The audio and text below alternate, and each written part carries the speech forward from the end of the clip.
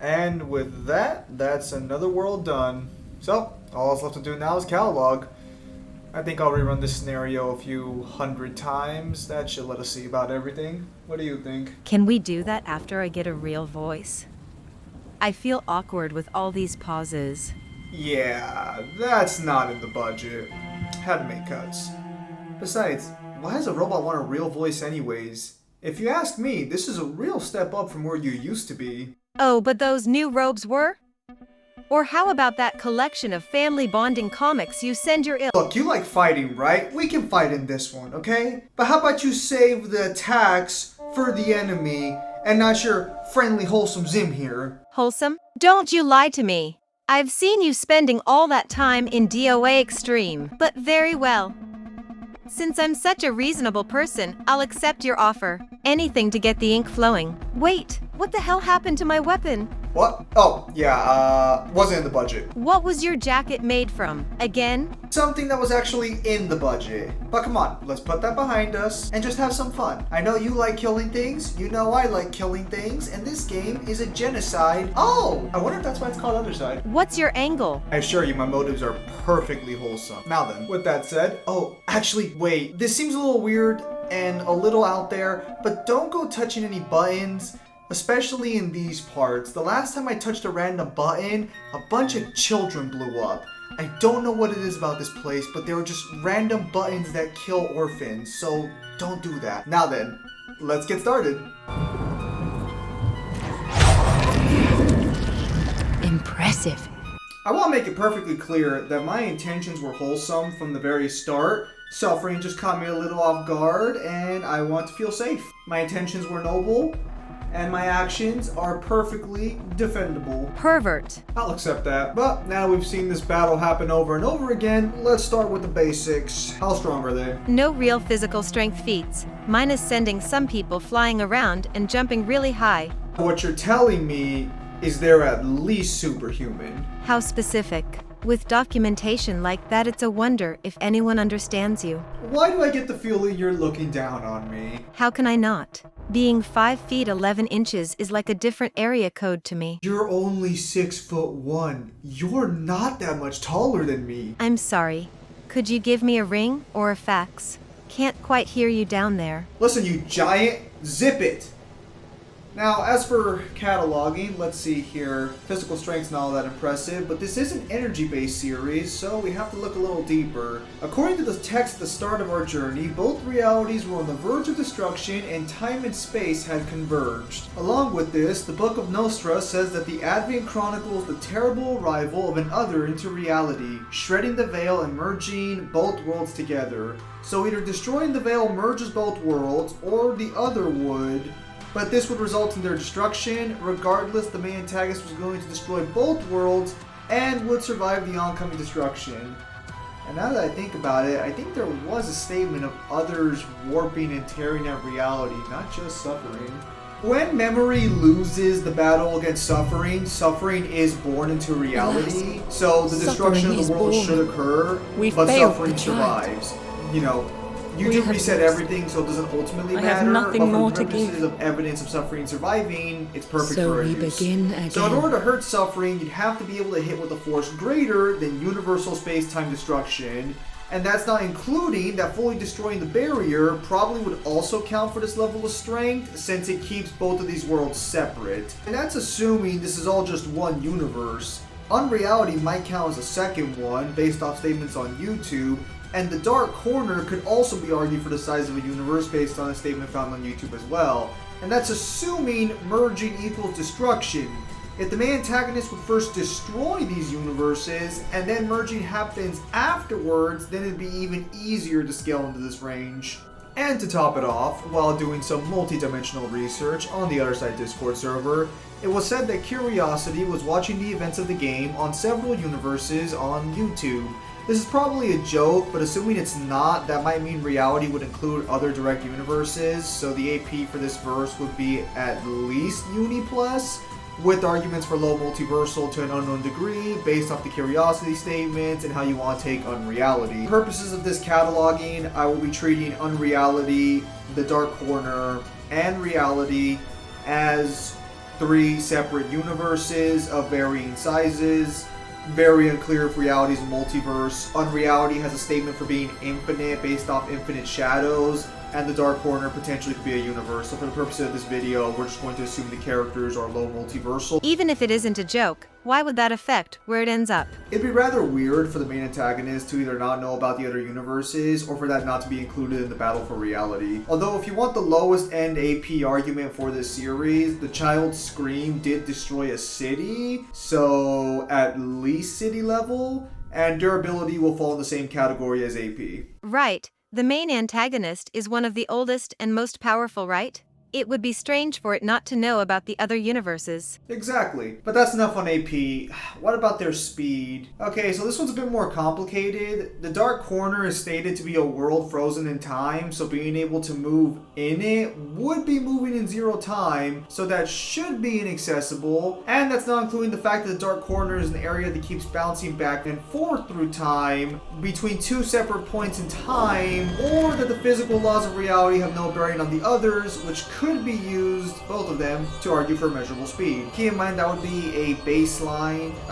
Creatures within this world can be faster than other creatures. Not only that, if you want to go with the lowest possible value, I guess you could use the attack that's just called Lightning Strike, but that has no description that I could find that would support higher speed, and beyond that, maybe bullet timing from the memories, but that might be stretching it. So that's what we have for the lowest possible values of speed. For the purposes of this cataloging, we're just going to assume that they are inaccessible in speed, or infinite, whatever the hell you want to call it, and potentially, actually now that I think about it, there could be an infinite speed statement if there's an infinite number of shadows within unreality, and they have to travel through an infinite amount of distance to get to reality, but that's neither here nor there, that's unsubstantiated. Basically, inaccessible speed, potentially immeasurable, but for the purpose of this video, we're just going to say inaccessible anyway. Sounds about right. Not like anything is normal in this world, after all. Yeah, that's about right.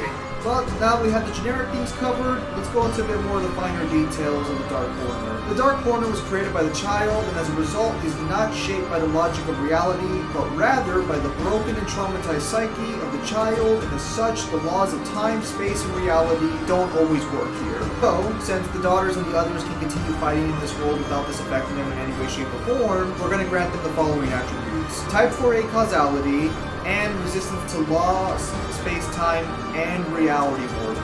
Because again, they can fight in this world freely, despite these changes occurring or not always working, and it affects them in no way, shape, or form. And while there are events that force rules onto the daughters during the game that seems like they can't resist it, there is dialogue that implies they've either chosen or they've just absorbed memories that came with that attribute. So anything that falls under those branches, they would resist with varying degrees of strength. They should also resist soul manipulation, since they can get hit directly to the soul and be fine, along with having soul manipulation in general for the same reasons. Not only that, most creatures in this game should fall under non-existent physiology, from the daughters to the others, since both are born in voids, and based on the main antagonist's statements about solely wanting to exist, we can confirm that others do not exist. The souls shown on their journey would extend to an even further level of non-existence, since they can exist before they're ever made, and we see them being directly made in a void of non-existence. So in order for them to exist, because they get yanked out by suffering. So he's yanking them out of non-existence when they already are created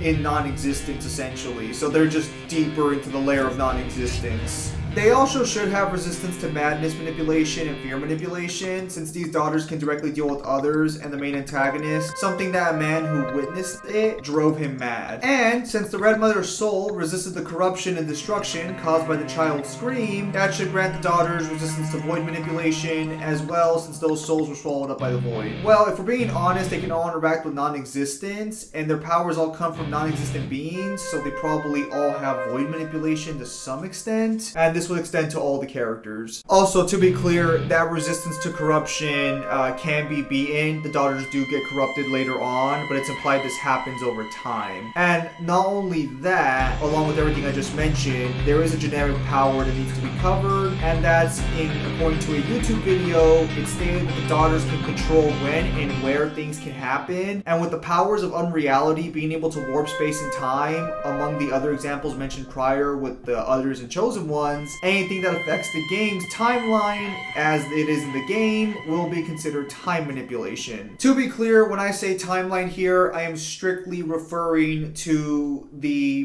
bar at the bottom of the screen that tells you when people take turns within the game of Othercide. That is referred to as a timeline, or as just called the timeline. And it counts based off initiative units, and initiative is just an action, so there's no real time frame off of that, which makes sense because as everything mentioned above with the Dark Corner, time doesn't exactly flow normally. Although days do pass in between certain events, that passing is implied to be caused by the Red Mother based off her animation, and that it kind of glows red every time you do it. So everything technically happens in 0 time? I mean, some form of time does move in this frozen world because the days do pass, but as I mentioned, it kind of has this glowing effect, so it doesn't seem natural. But regardless, that would only apply to the days passing. It wouldn't apply to the battles going on. So technically, yes, everything happens in 0 time. And to be clear, there is a description for time being frozen, or for this being a world frozen in time. So yes, 0 time.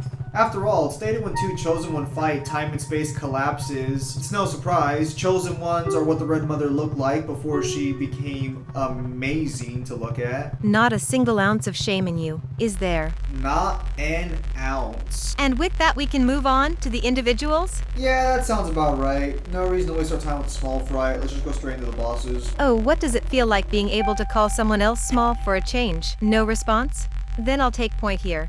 You just catalog and keep your eyes up to mine. Then I guess we start with the surgeon, right? Not too much to talk about here. A corrupted human who had gone mad with obsession long before this world was made. Given he was corrupted to his very marrow, we'll give him the non-existent psychology stuff too. Fighting with 2 massive blades and calling upon an army of caretakers to assist him. This is one crazy boss to set up the game's mood. He summons or creates an army of caretakers whose sole purpose is to make him act sooner, which should fall under time manipulation. They also buff his durability, at least superhuman strength, as with a swing of his massive sword, he can send daughters flying back. When his caretakers die, he will immediately act so time acceleration and has basic distances to these time-based delays. In this new phase, he can buff his own stats rather than needing his caretakers and has access to group therapy, an attack that summons quite a lot of swords from the ground to skewer everything around him. He's aware of things that go on in the Dark Corner without being there, so either omnivision or extrasensory perception. Next we have the Deacon. And honestly, this one's kinda hard to talk about. He appears to be a serial rapist and murderer,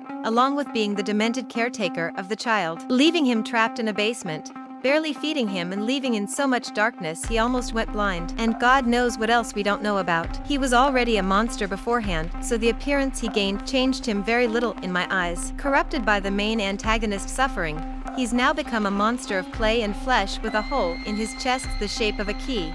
Hopefully the daughters come out better than the last girls before him. Well, you seem really cheery for something so dark. Like you care. I just enjoy the way he fights, picking off daughters one by one, keeping them in check with great crowd control, on top of being able to force himself to act if you do too much damage too quickly. Yeah, I'm totally not seeing any red flags with your programming. So, what else is he capable of? Well, let's see super strength, since he can hit a daughter and send her flying back. Energy manipulation with abilities Holy Cross, Mass, and Liturgy, sending out blasts of energy to deal damage. Holy Cross is automatic in response to damage when he has it active. The energy blasts can also root people in place, as seen with Damnation and Confession. He can also teleport to help those poor sinners confess faster. Built-in time manipulation resistance, starting with a whooping 70% delay resistance, which can become 100% during Confession and Damnation forms. When in these forms, he does lose his durability or armor to get the extra 30% resistance, so statistics amplification and reduction on himself. He has time manipulation with absolution. If he takes too much damage, he'll automatically go up to 0 on the timeline and act next. Confession also lets him act immediately after his last move, so that should also count as him giving himself a boost, since after an action you go down the timeline. He also can delay the daughters with curse as well. I could have sworn there wasn't any built-in resentment in mankind for you.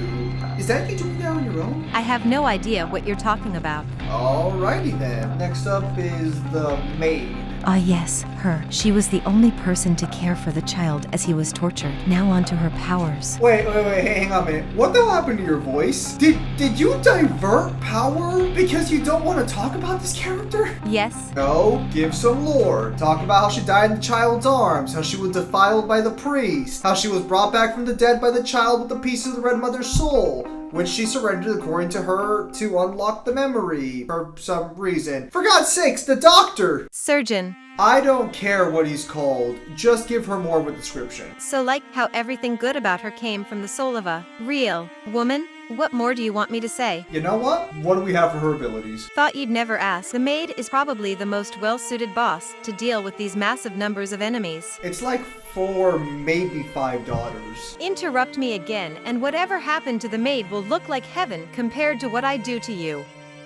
Now then, where was I? The maid has several abilities that make her well-suited for facing multiple foes. She has teleportation with deception, which will knock people away from her, and the ability to strike people beyond the range of her side. She has energy manipulation, charging up power for several of her attacks and deception, which sends the daughters flying back with energy. She either has summoning or creation powers with judgment, based on being able to call down a shower of lethal projectiles. And she has direct life and or soul steal, when she lands a hit with collection, healing herself for the damage she deals there. Now onto the time resistances and powers. She starts with a 70% resistance to delays that can be boosted to 85% with collection. When she takes enough damage, she'll accelerate herself to act next regardless of her position in the timeline. Wow, I guess she's not completely worthless. Her main powers are her vows and her loves. With Vow of Chastity, she increases her durability every time she's hit by a flat amount. With Vow of Poverty, every time her opponent moves, she heals herself. With Vow of Obedience, she accelerates her next action every time a daughter does anything. With Sisterly Love, she stops the next melee attack and deals damage to the daughter regardless of range. With Forbidden Love, she interrupts the next ranged attack and deals damage to them. With Lost Love, she can stop any boost and deal damage to the target, stopping the boost. Since the daughters can react in real time to their enemies and vice versa, I'm going to say this just guarantees stopping the next type of specified ability. Well, good job. Now let's move on to the child. The tormented experiment who's only known suffering throughout his entire life. He was sliced up and tortured by the surgeon, for research and science of course, abandoned, abused and malnourished by the deacon, for his pleasure ultimately, loved by the maid before she was taken from him by both the deacon's hands and unfortunately his own, driven into despair by the loss he fell victim to suffering. And in the height of his pain, he finally let it out and created the Dark Corner.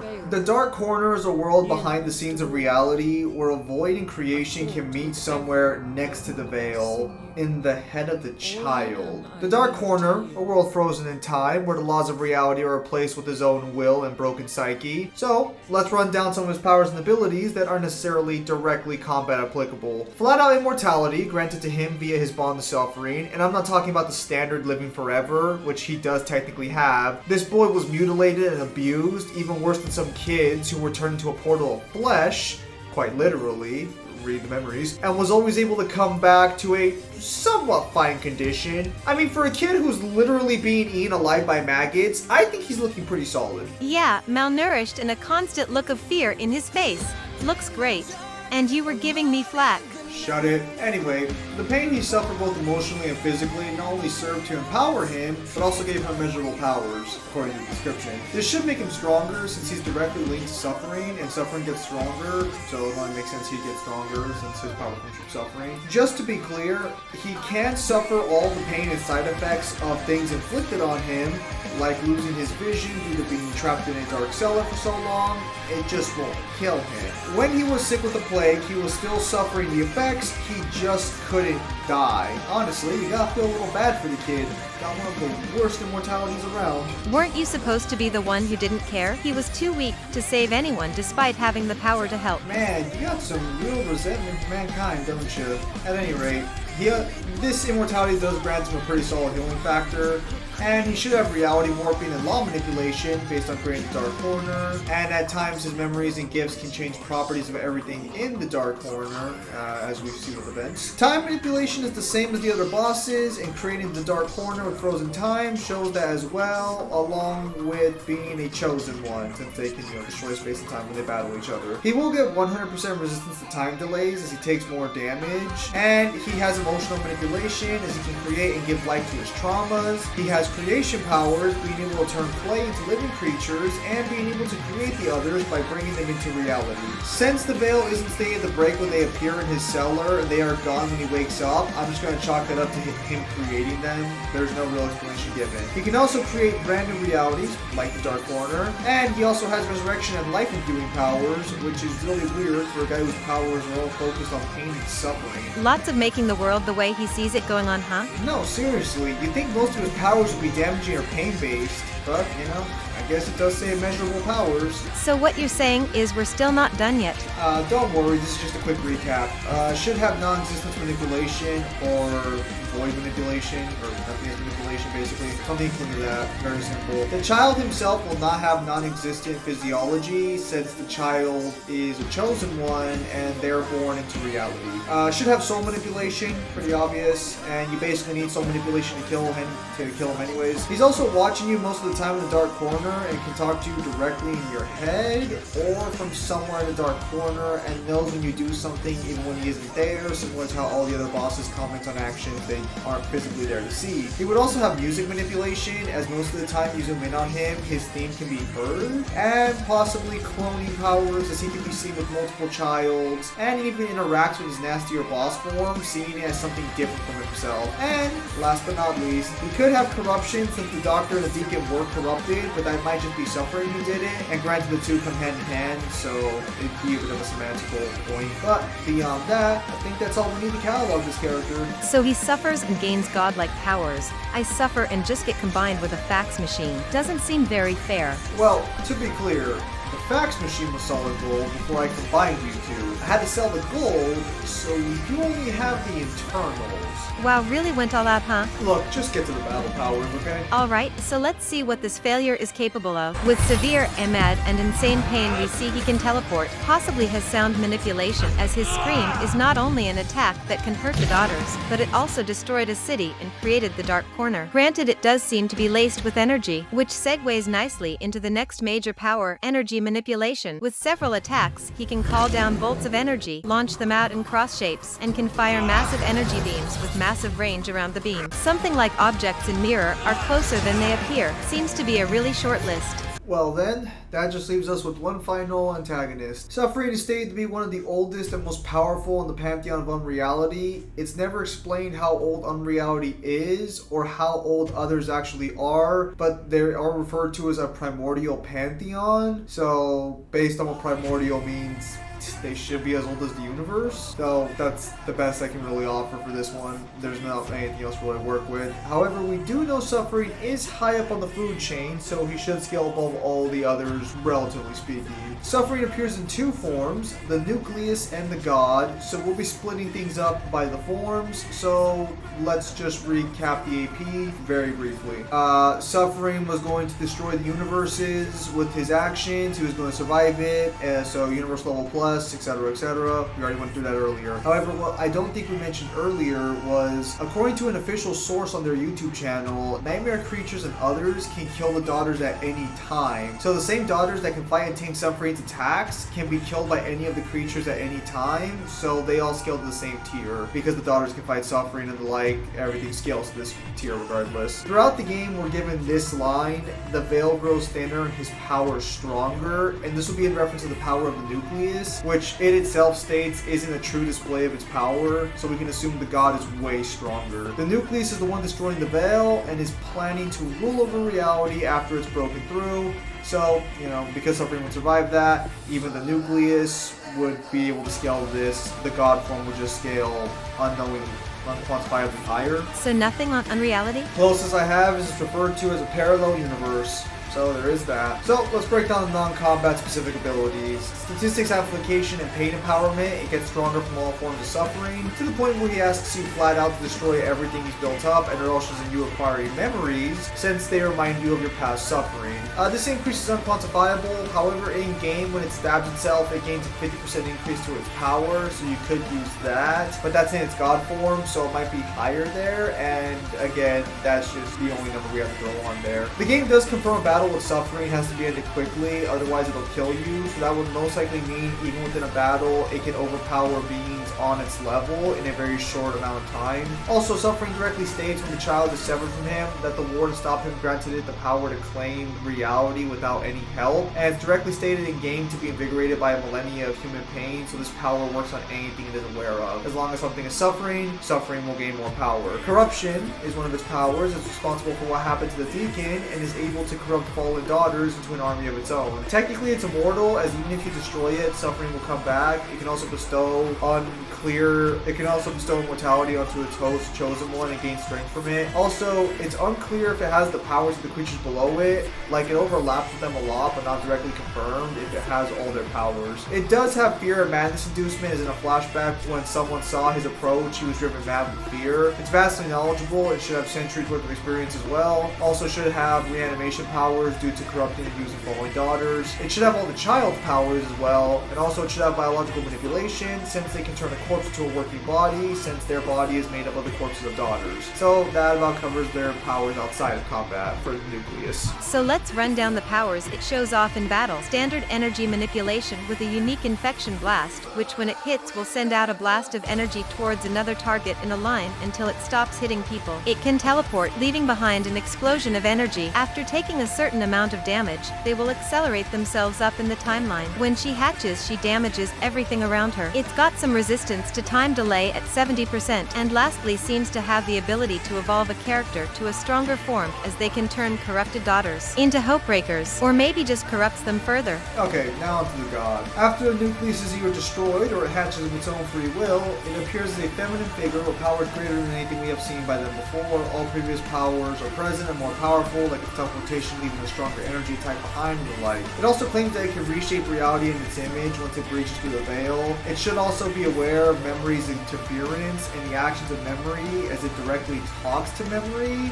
So it should have extrasensory perception, and that belongs to the nucleus form as well.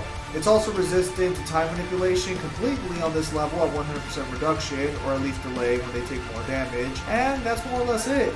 Again, all base resistances listed above and the like, probably has all the powers of the other bosses. While suffering seems to be trapped in the recollection through memory, this might be by choice, since it's implied the bosses remember the previous runs, and suffering will just keep getting stronger, so it might actually just want to stay and fight the entire time. Honestly, the powers haven't changed all that much since the other form. It's just far more active in using them. Its energy manipulation is now combined with better explosions, and with hardship it launches an energy beam from a person's body that spreads and hits more targets in a cross shape for every person it hits. With distress it can delay all daughters, and it stacks this with its teleportation attack that can't be stopped. In fact, it's even stated that suffering attacks are unavoidable, some even by the daughters who have the power to counter other attacks. So not only can you not dodge them, some just don't seem to be preventable as well. Add to that flat-out death manipulation that is delayed, but would be combat applicable, as we saw with Poor Peace, and she has life and soul absorption. With pain every time she gets hit, she absorbs life energy from the daughters.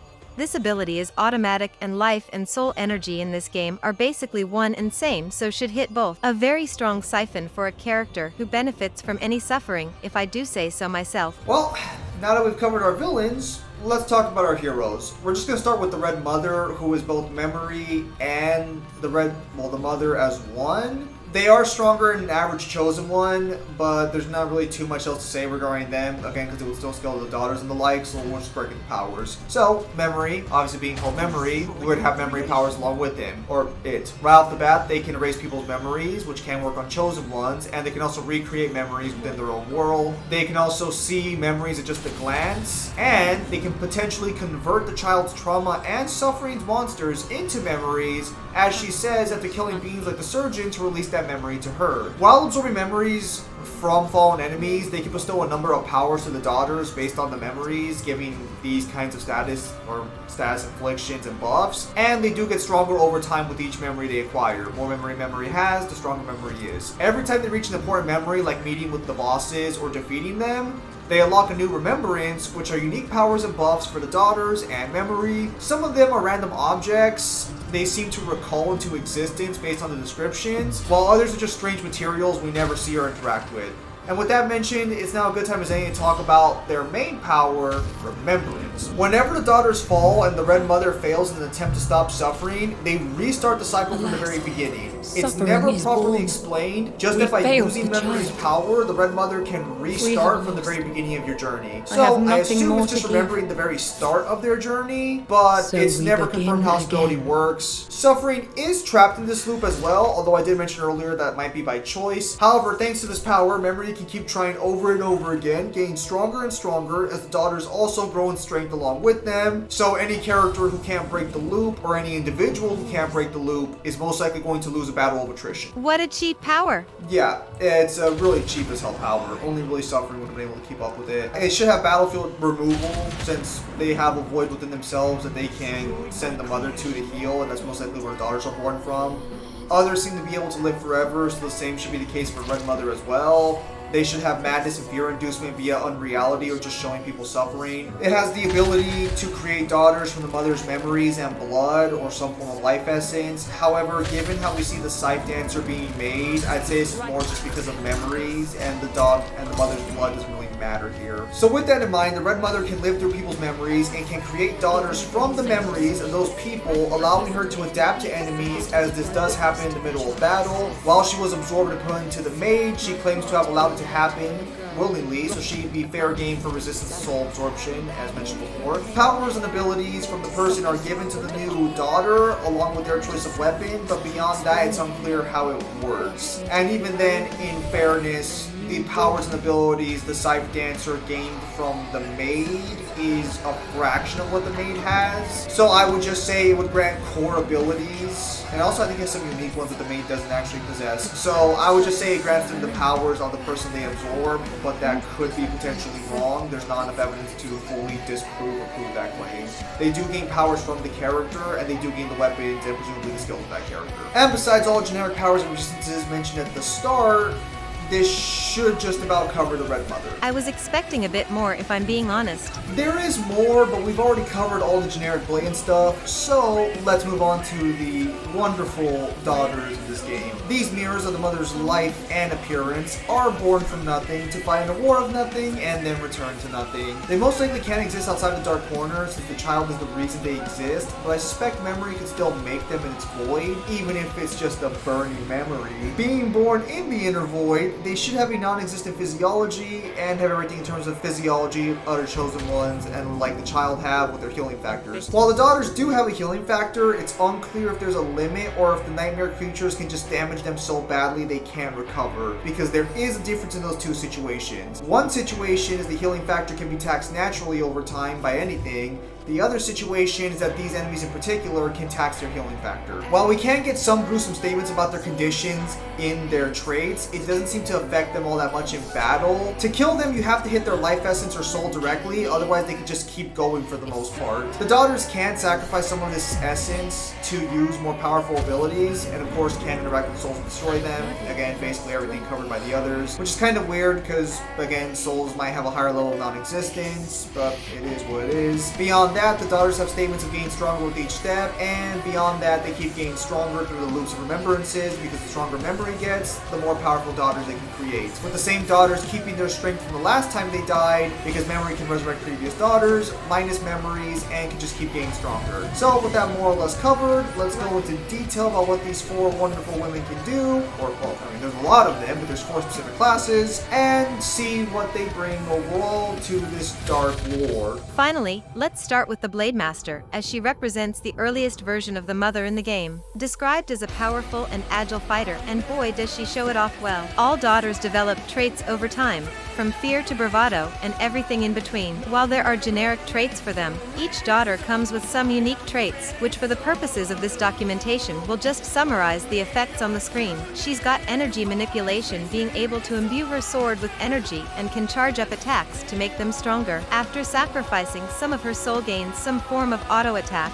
where she'll strike anything hostile that enters her strike range, or whenever she gets buffed, or whenever someone gets hit in front of her. Just instantly follows it up. She can teleport across the battlefield with sidestep, teleport into a strike with lightning strike, and can do 2 attacks at roughly 2 different points with blade tornado, and with ghost strike she can swap her location with any enemy and damage them along the way. The last thing worth focusing on is vengeful strike, where the daughter is stated to cancel out for the first melee attack and counter it. It looks like a dodge, but stated to be a cancellation, so either damage nullification or guaranteed dodge. Either way, it's unlikely you're going to be hitting her while that's active, and yes, it does cost her soul or life. Next up, the Shield Bearer. She's the second phase of the mother's life, and her job is to keep her teammates alive and disrupt her enemies through timeline manipulation. Wielding a shield and spear, she's one warrior who doesn't mind some pain. Here's her unique traits, and while we didn't mention it with the first one, because Terrifying has an aura that reduces a creature's armor by 50% and lowers their dodge by 10%, that would mean a passive reduction of durability and reaction time. Let's get into her powers. Should have time manipulation by delaying her opponents with slam, or whenever she hits anybody with her shield, if we're being honest. Vital Grace and Spear Tornado also can do the same thing. She's able to create spears from the ground with Piercing Spear,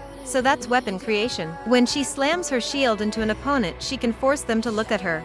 So whatever the hell control that counts as, can increase her durability with Blacksmith's Grace, and every time she gets hit she moves forward in the timeline, so time acceleration for herself as well. With Shield Bash she shows off her impressive strength, as she sends enemies flying with just 1 hit. So what you're saying is that her strength is at least superhuman. Shut up. With Saving Grace she can teleport to protect her sisters and stop attacks before they go off, damaging the opponent. Despite the Blade Master being the agile one, this daughter can leap off the ground to massive heights, and when she comes down she can deal some serious damage along with sending enemies flying back. With Vital Grace, every time she gets boosted she attacks an enemy within melee range, so more auto attacks. And lastly, with Spear Tornado and Piercing Spear she can immobilize her victims. Spear Tornado has massive amounts of lightning around it, so it should count as energy manipulation. Immobilization times are unquantifiable due to time not moving in the dark corner. Results may vary. Next up is the Depressed Soul Slinger, rocking a cool jacket to feel anything besides shame and failure.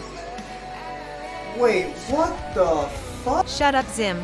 This daughter serves as the team's main support, and with 2 guns that support is both offensive and defensive. She can passively increase the power of her sisters next to her by 40%, so there's an aura for ya. With just 1 strike of her pistols she can lock an opponent facing one direction, even when knowing when someone's about to gut them from behind they can't turn around. After sacrificing some life, she can counter the first attack in her range, stopping them from attacking a daughter. With Shadow Round and some life, she'll follow up any attack in her range from her sisters. She's very agile, as she's able to jump into the air with Wraithful Ruin and leave an explosion in her wake, backflipping to safety. This also gives her explosion manipulation along with most likely energy manipulation, and she shows off with Detonation Shot, Hail of Shards and Projected Force respectively. With Spirit Haste she can accelerate her teammates' actions to act sooner, so time acceleration. And with Spirit Bound she can amplify her sister's power by 100% regardless of distance.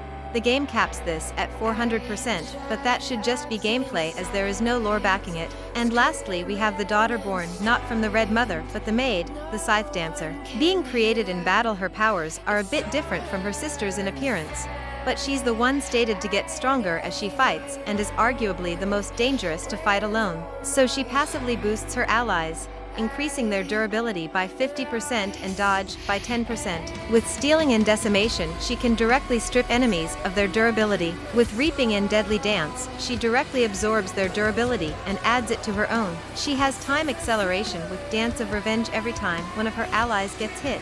She can increase her power by 60% for every incoming attack with Dance of Fury. Attacks do not need to land and also increases durability by a flat amount. With Dance of the Dead every time she kills something she increases her power by 15%, and with Harvesting she immediately increases her power by 200% for the very next attack she does. With Dance of Binding she stops most actions and attacks the target over a large range. Only Suffering was unaffected by this with certain attacks. She has Energy Manipulation with Harvesting, which is a bolt of energy that comes down through the sky and strikes every enemy before her, regardless of distance or number. And she demonstrates a high level of agility with Decimation, leaping into the air and landing safely. And that's about it for daughters. I guess this wouldn't be a proper catalog if I don't talk about the mother before we're done here. During the first and only time we see her fight, she demonstrates attacks from the 3 core daughters, which makes sense since they're all copies of her, so she would have all their abilities. She is stronger than them based on statements of saying that they would become closer to what she was, and since she's a merged person at that point, a merged being, so she'd be stronger than your average chosen one. However, this merging did come at a price, since while she is stronger than a standard chosen one, she loses a chosen one's absurd healing factor, as the Mad Khan, another merged character in Othercide, died from an ordinary sword strike after a battle with the mother, being caught off guard by somebody. So, statements also imply she is stronger than her daughters, already covered that. This would also grant her access to all memories powers as well, but again, she's basically the Red Mother at this point, so it wouldn't really matter. And everything else that we didn't cover is just weapon mastery, which would go to the daughters, resistance to madness, manipulation, and the outside influences, as the others are constantly whispering to the chosen ones, and their minds to try and break through into the veil. Weapon creation, all of them would have this, all the daughters would have this. They create ethereal weapons, very simple. And she would have extrasensory perception, and she could tell when someone was watching her, both without looking at her and with Suffering before they were even the nucleus. So she can sense something that doesn't exist, sensing her presence in another dimension outside of reality. So, overall, I think we're golden there. And that's a wrap, right? Yep, that's it. Done cataloging, so it's on to the next world, wherever the hell that's going to be. Okay, but I'm choosing the next spot. Somewhere with kings, a princess, and a kingdom, gods, and a really nice car. Oddly specific, but I had the perfect place in mind. Let's go.